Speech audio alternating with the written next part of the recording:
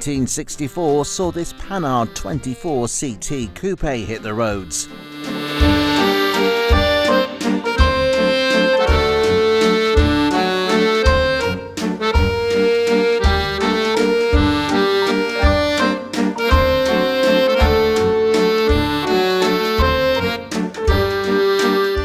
Today it's been converted to right-hand drive and has been a subject of an extensive restoration in current ownership.